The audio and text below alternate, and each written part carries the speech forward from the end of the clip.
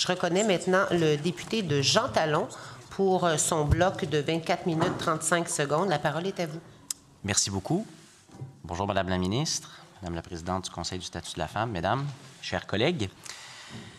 Dans son document intitulé « Stratégie gouvernementale pour l'égalité entre les femmes et les hommes 2022-2027 », on mentionne que l'accessibilité aux garderies est un enjeu majeur pour l'égalité entre les femmes et les hommes. Et si, à titre de député du Parti québécois, il y a une chose dont je suis fier, c'est d'appartenir à la formation politique du réseau des CPE, des Centres de la petite enfance. Mes enfants sont allés en CPE, ils ont reçu un accompagnement, une éducation extraordinaire. Les femmes du Québec disent qu'elles veulent des places en CPE. Des études nombreuses indiquent que le modèle des CPE est un des meilleurs au monde. Et partout dans le monde, des personnes qui connaissent tout le système de l'éducation de la petite enfance, de l'accompagnement de la petite enfance, le mentionnent comme un des modèles à l'échelle internationale.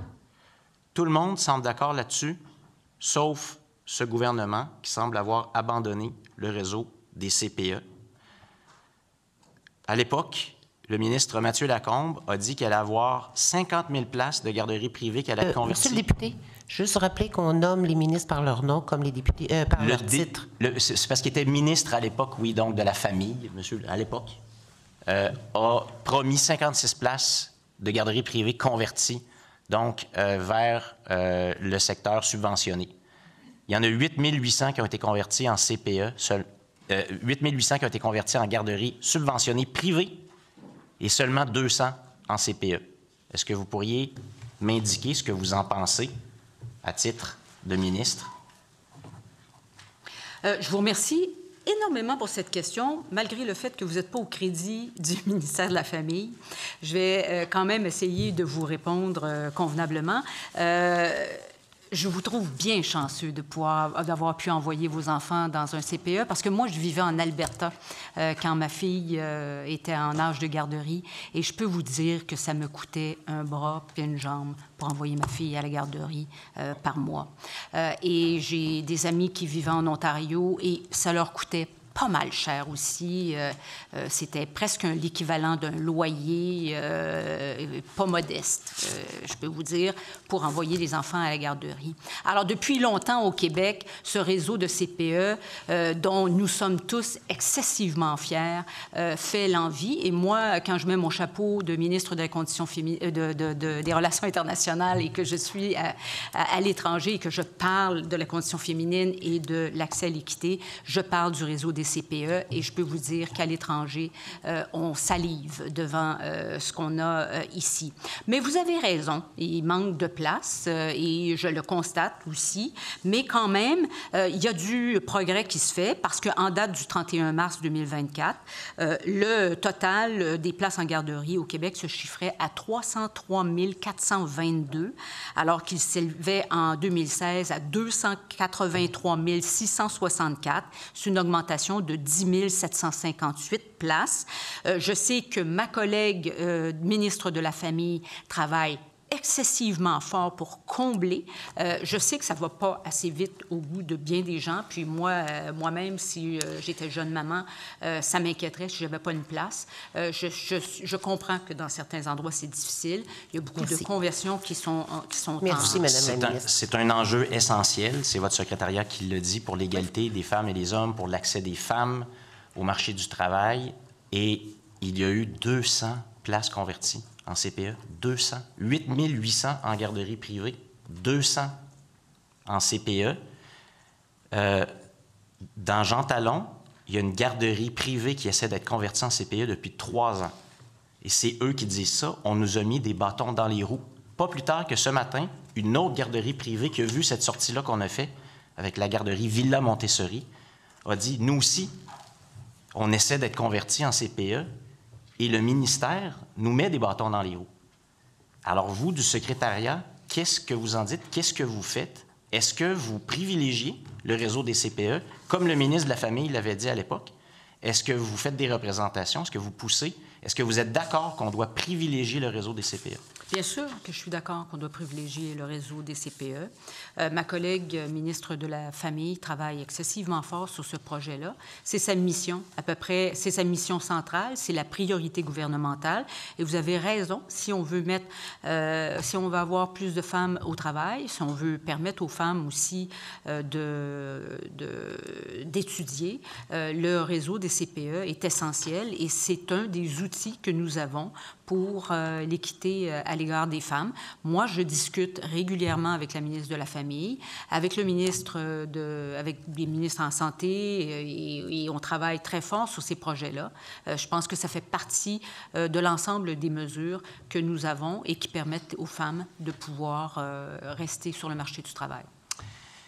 Le 7 février dernier, la Cour d'appel du Québec a rendu une décision qui ouvre l'accès aux garderies subventionnées aux enfants dont les parents sont des demandeurs d'asile qui détiennent un permis de travail. C'est une décision qui a été saluée par à peu près tous les intervenants du milieu, mais votre gouvernement a décidé d'aller en appel de cette décision. Vous, encore une fois, comme ministre au secrétariat à la condition féminine, que pensez-vous de cette décision d'aller en appel alors que le jugement indique que c'est notamment la décision a été rendue sur la base de l'égalité entre les femmes et les hommes et l'égalité des chances, notamment pour les mères qui demandent l'asile et qui détiennent un permis de travail? Est-ce que vous avez les compétences suffisantes pour savoir que je ne peux pas commenter un dossier qui est présentement en appel? Actuellement... Non, il n'y a aucune règle qui l'empêche. Vous pouvez, comme ce que je vais garder une certaine réserve. Monsieur le député, effectivement, comme c'est en cours actuellement, ça ne peut pas être commenté. Entre-temps, les demandeurs d'asile, les enfants sont intégrés. Donc, vous ne voulez pas dire ce que le secrétariat pense du fait qu'on va en appel de cette décision-là? Je ne vous parle pas de parler du contenu, là. Je vous parle de dire d'aller en appel ou non. Monsieur le député Jean Talon, c'est judiciarisé. On va laisser la Cour faire ses travaux. Très bien. Je comprends votre... vous ne voulez pas répondre à cette question-là. Je vais vous amener sur la question de l'équité salariale. En 1997, c'est un gouvernement du Parti québécois aussi qui a fait adopter cette loi, mais elle date un peu. Donc, 1997, ça fait un certain temps. Le 21 novembre 2021, on a fait adopter à l'unanimité une motion qui demande de réformer la loi sur l'équité salariale. On veut lui donner plus de force. On veut revoir notamment les mécanismes de paiement des décisions ou des... lorsqu'on a une décision là, qui indique qu'il y avait un problème de discrimination, d'inégalité, comment on paye les sommes qui sont dues, est-ce qu'il y a des intérêts, est-ce que c'est forfaitaire, est-ce que c'est étalé dans le temps? Parce qu'on s'est rendu compte qu'il y avait des problèmes de ce côté-là. C'est un des enjeux, il y en a d'autres. Est-ce que vous avez un échéancier, est-ce qu'il y a un plan pour la réforme de la loi sur l'équité salariale, sur sa modernisation? C'est la Commission des normes de l'équité, de la santé, de la sécurité et du travail, la CNESST, qui travaille sur ce dossier-là et qui a le mandat de faire appliquer la loi sur l'équité salariale. Je pense que vous pourriez demander au ministre du Travail, lors de ses études de crédit, où il en est rendu avec cet enjeu-là.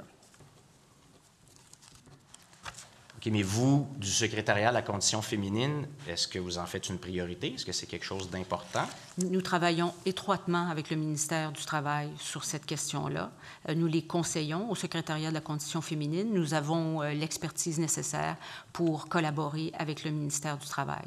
Il faut comprendre que le secrétariat de la condition féminine, c'est comme une pieuvre avec des liens dans plusieurs ministères. Et c'est de cette façon-là que nous travaillons, soit avec la sécurité publique, avec l'éducation, le travail, la justice, la famille, etc. Il y a plusieurs plaintes qui ont été formulées pour discrimination salariale envers des femmes qui n'ont toujours pas été traitées. Il y aurait des milliers de plaintes qui visent spécifiquement le gouvernement, donc qui devrait être l'employeur modèle dans ce domaine-là. Est-ce que vous avez des statistiques sur le nombre de plaintes concernant cet enjeu-là en particulier? Non, je ne les ai pas, mais je peux vous revenir, par exemple. Est-ce que vous permettez que je prenne ça en délibéré? J'ai deux possibilités. Ou je demande à la sous-ministre associée qui je suis assez convaincue, connaît très bien le dossier, ou vous me permettez de le prendre en délibéré et de vous informer un peu plus tard sur ce dossier-là. Oui, donc le nombre de plaintes, j'aimerais aussi avoir les délais de traitement. Est-ce que vous voulez qu'on vous réponde tout de suite? Parce que j'ai la sous-ministre associée devant moi. Elle n'est pas capable de répondre? OK, on va le prendre en note. Nombre de plaintes. Je qu'elle avait l'air de vous dire ça, mais... C'est bon. C'est gentil, c'est aimable de votre part. C'est une encyclopédie. C'est quand même une encyclopédie, mais visiblement, on a des limites. Bon, il y avait un dossier qui puis là, je regarde Madame la sous-ministre, mais il y avait un dossier qui m'intéressait particulièrement, celui de la Fédération des syndicats de l'enseignement, qui parle de 5 300 plaintes uniquement pour l'exercice de 2015 qui ne sont pas réglées. J'aurais aimé savoir si ce dossier-là est réglé ou sinon où est-ce qu'il en est. Il va pas falloir que je vérifie en détail pour ça. Très bien. Bien, on va vérifier, mais on va vous informer. Si vous voulez l'information, on va vous la donner. Là, je pense. Très bien, merci. Ouais. Maison d'hébergement. Juste une petite seconde. Je note que la ministre s'engage à donner l'information ultérieurement. Merci. Très bien. L'information soit disponible. La sous-ministre vient de dire ça, mais si on a l'information, écoutez, moi, je veux que l'information circule. On va tout faire en notre possible pour vous répondre correctement. Place en maison d'hébergement. J'ai bien suivi vos échanges avec ma collègue et, bon, je vous ai entendu dire, j'ai sensibilisé ma collègue, la ministre de l'Habitation. Vous avez fait référence au programme d'habitation abordable du Québec, le FAC. Mais là, je comprends que les fonds sont chez votre collègue, la ministre de l'Habitation, et elle, son message, ça a été « ça coûte trop cher ». Est-ce que vous pourriez nous parler de votre opinion, vous, sur cette mention-là de la ministre de l'Habitation, puis de la priorisation aussi que vous donnez au secrétariat sur cette question-là? La ministre de l'Habitation, elle est très sensibilisée à la situation. Ce qu'elle veut, c'est s'assurer, dans un contexte où on est dans une période économique plus difficile, elle est consciente que c'est un enjeu sensible, qu'il y a des particularités dans les maisons d'hébergement. Maintenant, elle veut aussi s'assurer qu'on maximise les fonds publics. Puis je pense que c'est une bonne pratique. C'est pas un bar ouvert, là. On ne peut pas dire, bien, ça coûtera ce que ça coûtera. On est dans une situation où c'est pas une question de restreindre, mais c'est de s'assurer qu'on puisse faire mieux, faire bien, faire correctement avec l'argent qui est disponible. Alors, les maisons d'hébergement arrivent avec leur projet. Nous, ce qu'on veut, c'est qu'il y ait le plus de logements, le plus de places possibles pour mieux protéger les femmes et plus de femmes. Alors, je donne l'exemple de Rouyn-Noranda parce qu'on en a beaucoup parlé. On a révisé le projet. Il y a eu la communauté s'implique. Il y a eu une entente avec l'habitation et il y a un logement ou deux de plus. Alors, on a quand même réussi à maximiser davantage. Et c'est ça l'idée. Et ça s'est fait quand même dans un délai que j'estime tout à fait raisonnable. Le chef du Parti québécois, Paul Saint-Pierre Plamondon, a parrainé une pétition dans laquelle des intervenantes demandent au gouvernement du Québec de créer un programme particulier, en fait, pour les maisons d'hébergement, parce que là, actuellement, il semble qu'on essaie de faire entrer des cercles dans des carrés. La même expression que votre collègue de Québec solidaire, cela dit. Bien, c'est peut-être parce que c'est la situation. Cette communauté d'idées. C'est peut-être parce que c'est la situation. Oui. Est-ce que vous seriez favorable à la création d'un programme particulier pour les maisons d'hébergement de première ligne, de deuxième ligne aussi, qui permettrait de répondre aux besoins du terrain qui sont criants? La plupart des intervenantes le disent. Là, on a un problème actuellement et là, la réponse, c'est ça coûte trop cher puis ça ne rentre pas dans le programme. Mais on a des projets, les projets sont nombreux et c'est sans précédent. Alors là, il faut s'adapter. Il faut arriver avec une façon de fonctionner. Et chaque projet est différent. Il y en a qui veulent des maisons en U neuves, il y en a qui veulent agrandir, il y en a d'autres qui veulent rénover, il y en a qui veulent acheter des terrains, il y en a qui veulent acheter une ancienne banque et la refaire au complet. Il y en a, bon, je vous parle de mémoire de ce que j'ai vu passer. Alors, c'est pas toujours simple. Et des fois, tu penses que tu vas être capable de convertir un ancien commerce, puis c'est pas mal plus compliqué que tu le pensais. Alors, il y a toutes sortes de projets cas par cas qu'il faut vérifier. Et il y a quand même une certaine expertise à la Société d'habitation du Québec dont on peut bénéficier, nous, au Secrétariat de la condition féminine, et dont les organismes peuvent bénéficier également. Bon, est-ce qu'il doit y avoir des discussions? Est-ce que c'est parfait? Pas toujours. Les ajustements au FAC sont envisageables et, si requis, et c'est un peu ce qu'on est en train de regarder actuellement. Pas idéalement, parce que des fois, il faut le faire entrer le cercle dans le carré. Des fois, ça arrive, ça, qu'on doive faire ça. Parce que c'est pas juste des carrés qu'on a, là. C'est pas tout du mur à mur. Mais là, Madame la ministre, je vous remercie là, pour ces commentaires, mais je vous offre, puis ça, c'est une pétition qui vient du terrain. Il y a une solution, c'est de dire il faut créer un nouveau programme. Parce que vous dites c'est complexe, tout ça, mais quand c'est complexe, il faut s'adapter. Il faut imaginer des solutions. Alors moi, j'aimerais savoir, vous, qu'est-ce que vous avez dans vos plans? Là? Quand vous dites vous sensibilisez la ministre de l'Habitation, c'est quoi votre sensibilisation? Qu'est-ce que vous lui proposez? Comment vous poussez pour que ça se débloque, ce dossier-là? Parce que je vous le dis, là, vous le savez, c'est ressorti très fort. Le message qu'on a entendu, c'est « ça coûte trop cher ». Alors moi, je veux savoir, vous, le secrétariat, qu'est-ce qu'il fait actuellement pour que ça débloque ce dossier-là? Moi, à la base, je travaille avec les regroupements des maisons d'hébergement. Il y en a plusieurs. Il y a le regroupement, l'association, l'Alliance. Je travaille avec ces regroupements-là et je suis à l'écoute de leurs besoins. Ensuite, on le fait cheminer. Actuellement, nous avons 34 projets. 4 projets de maisons d'hébergement de première étape, 30 de deuxième étape. Il y en a 9 qui sont sortis de terre en deuxième étape. J'estime que c'est quand même bon. Nous en avons 8 autres qui devraient sortir d'ici la fin de l'été. Je pense que c'est passablement bon. Sur les 4 maisons de première étape, nous en avons 3 en discussion, un 4e, et nous nous dirigeons vers 2026-27, où l'ensemble de ces 34 projets-là vont voir le jour. Je pense que tout ça va très bien. Tout ça va très bien. OK. C'est pas nécessairement ce que j'ai entendu de la part du terrain, là, mais là, on a parlé au début de places en garderie, on a parlé d'équité salariale, on a parlé de beaucoup de choses. Là. Puis, est-ce que vous avez des objectifs? Est-ce que vous avez un plan avec des objectifs quantitatifs? Parce que moi, j'aurais aimé s'entendre, là, vous en voulez combien des places en CPE cette année puis l'année prochaine? J'aurais aimé ça savoir, par exemple, pour les maisons d'hébergement, là, si vous avez des initiatives à prendre, vous voulez que ça débloque quand exactement? C'est quoi le calendrier? Puis vous en voulez combien? Bon, vous avez mentionné ici tout à l'heure là, que vous aviez des plans, mais ça va sortir quand, là? Bien, je viens de vous dire qu'il y en a 9 qui sont sortis de terre, puis qu'il y en a 7 qui vont être sortis de terre d'ici la fin de l'été 2024. Je peux vous les nommer? OK. Puis c'est quoi vos objectifs globaux puis totaux? Est-ce qu'on les a, ça?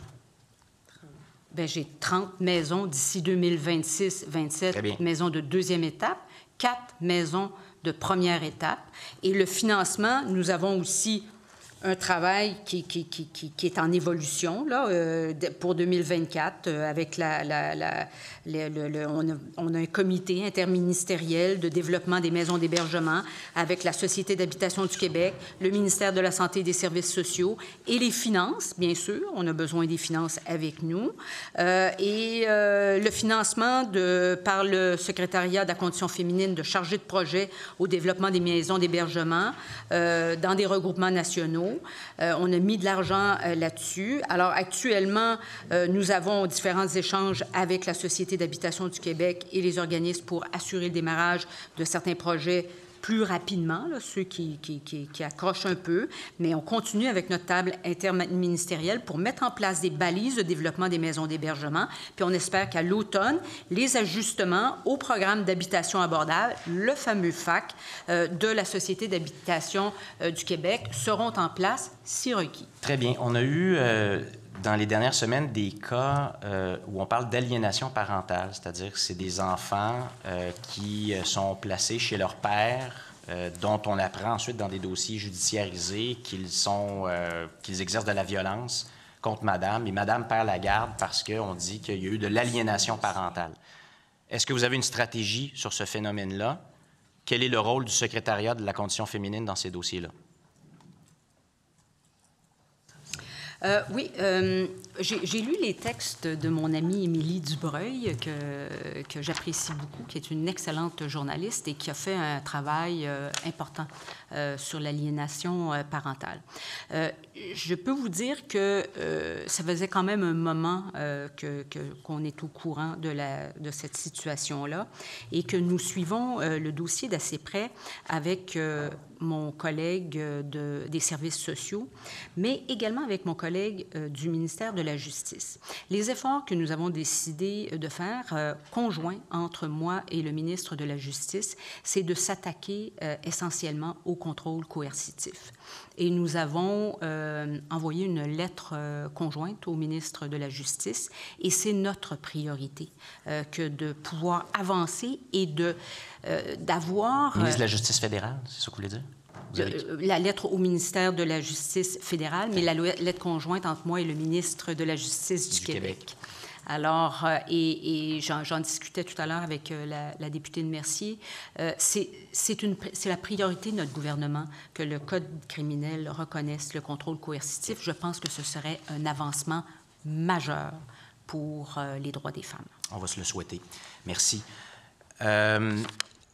Récemment, on était donc à l'étude du projet de loi 42 et on a évoqué, ou certaines des organisations en consultation particulière ont évoqué l'importance d'inclure des congés pour violences conjugales dans les lois du Québec. Ça n'a pas été fait. Est-ce que vous appuyez cette demande? Est-ce que vous avez une stratégie pour que ça se concrétise?